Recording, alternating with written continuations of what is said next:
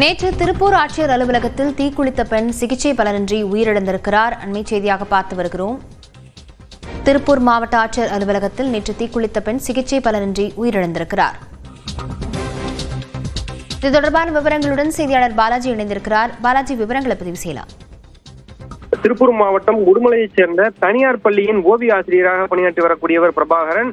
இவரின் மனைவி கௌசல்யா 40 வயதான இவர் 2 பெண் குழந்தைகளுக்கு தாயாக இருந்து வருகிறார். இவர்களது குடும்பத்தில் அவ்வப்பொழுது சண்டை ஏற்பட்டு வந்ததாக கூறப்பட்டு வந்த நிலையில் நேற்று கணவருடன் ஏற்பட்ட பிரச்சனை காரணமாக வீட்டிலிருந்து வெளியேறியவர் அங்கிருந்து பேருந்து மூலமாக திருப்பூர் மாவட்ட ஆட்சியர் அலுவலகம் நோக்கி வந்திருக்கிறார்.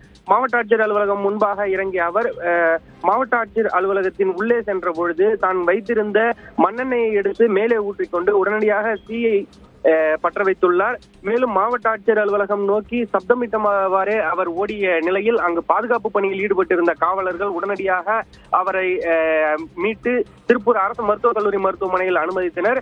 80% அளவிற்கு தீக்காயங்கள் ஏற்பட்டு அவர் படுமோசமாக பாதிக்கப்பட்டிருந்த நிலையில் உயிருக்கு ஆபத்தான நிலையில் தொடர்ந்து சிகிச்சையானது அளிக்கப்பட்டு வந்த நிலையில் தற்பொழுது அவர் சிகிச்சை பலனின்றி உயிரிழந்திருக்கிறார்.